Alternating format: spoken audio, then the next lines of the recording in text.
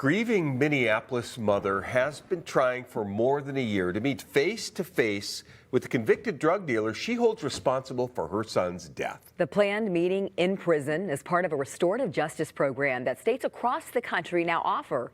But as investigative reporter Ryan Raich found, it doesn't always go as planned. This young, aspiring writer dreamed of a life in the arts. He had just finished writing a first draft of a screenplay. At just 25, Nick Steckman's next chapter stalled. A battle with addiction and the roller coaster of recovery. He had texted my sister and his friend that he had just been up for days and just wanted to get some sleep. And so he, reached out to buy Oxy.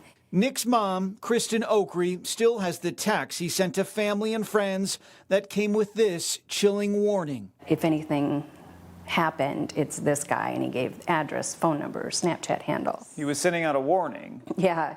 He said to her, I know that I shouldn't do this. This guy seems sketchy, but he just wanted to sleep.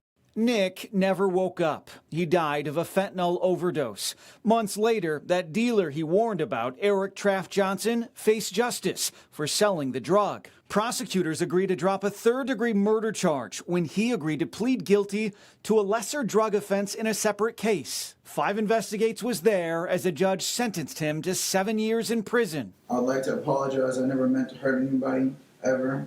We all struggle with one thing or another. But mine was addiction, and I'm sorry. When Traff Johnson went off to prison in St. Cloud, Oakry was left wanting more. And I'm kind of curious about who Eric is. Is he remorseful? And so began this exhausting journey to meet the man she holds responsible for her son's death. Sarah King at the Department of Corrections runs a program for victims and offenders to sit down face to face. We don't reward people for participating. We don't punish them for not participating. I first sat down with Oakry more than a year ago, February 2024.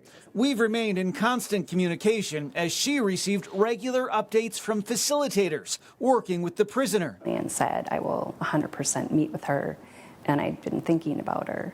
But as months dragged on, Oakry got a taste of the twists and turns in restorative justice. Dr. Mark Umbright would know. The first one I did was the Strufert case. He helped facilitate the very first meeting 30 years ago in a state prison between the parents of Karin Strufert and the man who murdered her.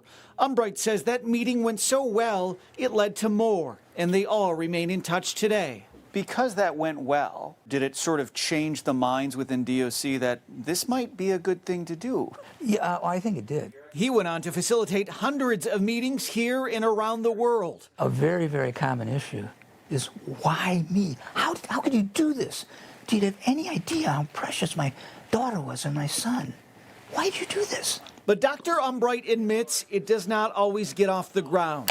Months of prep can be all for nothing, and Oakry learned that the hard way. I got a phone call out of the blue from the DOC that it wasn't going to happen. What was your reaction to that call? Really shocked, disappointed. They just said that they didn't think he was mature enough to handle the conversation, nor would he ever be. The DOC would not discuss this case, but said many things can derail a meeting, and the agency gets the final say. Data obtained by 5 Investigates shows Minnesota prisons average less than 2 of these a year. Given the relatively low number of successful meetings, do you worry that there's a false hope given to victims or their victims' families? I would say there's a relatively low number of dialogues that take place and are requested. I wouldn't say that the success rate is low. Of the ones that actually take place, we tend to have a lot of success. What do you think of that? Well, that's, to me, not reflective of the needs of the people who request this. Did it used to be more when you were active doing this? Oh, gosh, yes. It is disappointing in the sense of, so this is one of the most powerful interventions to serve people who've been deeply harmed by criminal activity. It's why Oakry is not done trying. Are you still interested in meeting with him on your own? Absolutely, absolutely. I would if he's still willing, I would love to have the conversation. That hasn't gone away. The things that I want and need to tell him are still there.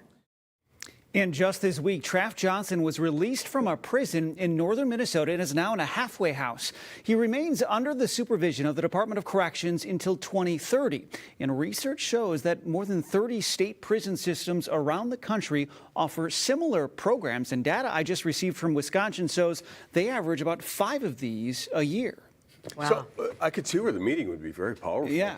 But if he's out now, could she still meet with him? She could if he agrees. It's not something that the DOC recommends, but there's nothing from stopping that from happening. Of course, we'll remain in touch and see what happens from there. But again, she's just like any other visitor. She could. Well, she's always going to have these questions. I really hope they can be. Always. We'll keep you posted. Okay. Thank you, Ryan. Thanks, guys. Big.